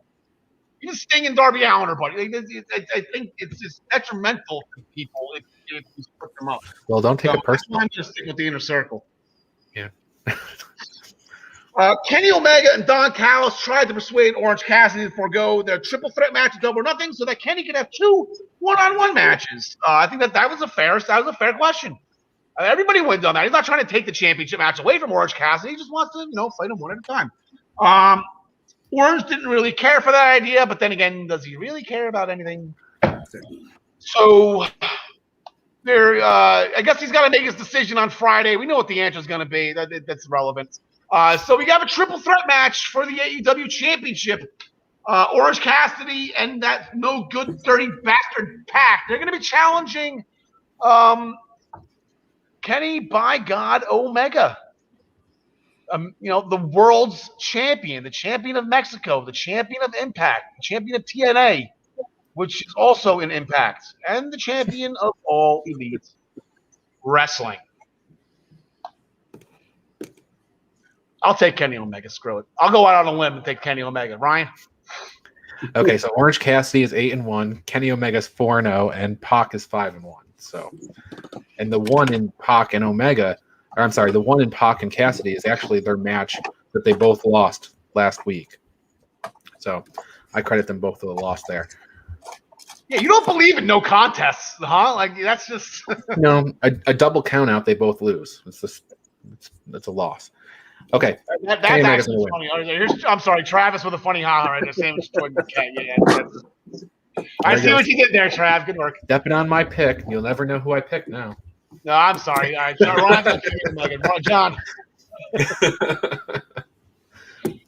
John DeConnie, sorry. Oh, give me Kenny Omega. Big shot. John Smith. If Pac wins this, it's going to be my biggest mark out moment of my entire life, probably. Oh, yeah. It's not happening. I'm rooting for Pac in this one. Yeah, I'm totally rooting for Pac on this one. Ryan Joy, I'll let you say what you said. I'm sorry to cut you off before. Oh, yeah, no problem. I said better than Bockwinkel, better than Gotch, better than Greg Gagne, Vern Gagne, Flair, Hogan, Warrior. It's Kenny by God Omega. Not better than Styles. Ooh. Okay. So there was a backstage interview with Pac, and he's just pissed off. I forgot to mention that too. Now here's the last question before we start wrapping things up here. Real quick, yes or no? Brian Joy, does Impact invade? No. John DeConnie, Sami Callihan lead the charge. Sami Callihan and Eddie Edwards leading the charge into Jacksonville. I think at best maybe we get someone in, someone being used as the Joker, but not likely. So you called it Impact Wrestler as a joke. All right, John Smith, are we getting an invasion here? Can you start this, please? If they want to make the ending memorable, then they do an invasion. I would love to see it. I'll say yes, just because it's not part of our point system. Oh yeah, yeah. I'd rather see that on Friday night as the go home. Imagine that stupid ICU screen that Sami Callihan does, and the Daly's place just goes to black. Sammy and Eddie Edwards, like they're together of all two people together fighting for a common. As Striker loves to say, the enemy of my enemy is my friend. He loves that line. Oh, I just said something bad. We'll just close it up quickly then. Let's just go right to what's coming up on the Eastern Observer family of networks here. We have the Primetime Rundown, powered by StreamYard with Joey Jarzenka, Ian Schreier, and Rob DeLuca, now airing at 6 p.m. on Friday nights as I take you through the world of sports right here on all Eastern Observer platforms. For more information, please go to theeasternobserver.com. Monday through Thursday, and sometimes on Fridays, we have the Daily Wrestling News Show at 10 a.m. And get your morning cup of joy with Ryan and his band of merry co-hosts right here, also on all of the Eastern Observer platforms. The Body Slam Brigade newsletter, over 4,200 subscribers, receive this weekly column every Friday afternoon. Make sure you go to minutestobelltime.com to subscribe. The Body Slam Brigade by Ryan for you for free. Black Cats NYC's. Here's something funny. The Black Guy. Okay, we've been promoting them since November, I believe, is when this album came out. Free Cake on all these platforms: Pandora, Apple Music, Deezer, SoundCloud. I copy and paste all my notes each week. It still says drop this past Friday, so I think that's kind of funny. I just never use that. But Free Cake, the new album from the Black Cats NYC. They do all of our music here at the Eastern Observer. Go check out their new album. And then there's ProWrestlingPick'em.com. Join us in the East. Again, I did it. The Central Wrestling Podcast pool, or you can create a pool with your friends if you don't want to get bothered by anybody. We do have a private pool, so you can play along with your friends, or you can play against us. Do whatever you want to do. You can play whatever company you want to do, WWE, NXT, AEW. You can do them all. You can do some. However you want to do it. Make sure you go to ProWrestlingPick'em.com, create an account, and join a pool today to get in on all of the action for AEW Double or Nothing. Next week, we celebrate the winner of the main event of WrestleMania 11, number 56, Lawrence Taylor, episode 56. Of the Essential Wrestling Podcast, man. We're up to 56 weeks already, and we're going into June 1st. We got June next week, boys. We're in June. How about that? All right. And we did all right for time. Hour 45. NXT starts in 15 minutes, and I got some traveling to do. Ryan Joy, anything from you? No, sir. John Smith? Nah. All right. John DeCon, anything before you take us home? Now, if we're all good, let's wrap it up. All right. We're going to change something up a little bit right now. Unfortunately, some sad news that was reported to me first. She broke the news to me, reported to me by my 14-year-old stepdaughter, Kira, who I mentioned last week. She actually made me those coasters. One of them was her favorite wrestler, Alexa Bliss, and she texted me 7:30 this morning with the unfortunate news that Alexa Bliss's pet pig, Larry Steve, has passed away. He was days before his 4th birthday, so he led a very short life, but it looks like in this picture, this one, it was just a little piglet when they picked him up. It was the only episode of Total Divas that I saw. It was on the episode where Alexa got Larry Steve. I believe Rusev was in that episode as well because Lana was there. But so we're going to change this picture. Alexa Bliss, we love you. We are so sorry for your loss. And Larry Steve, you are forever in our hearts. We're waiting. John DeConnie, take it home. Thank you for joining us. And as always, we wish you the best in all your future endeavors. And now there's just one more thing left to do. Oh.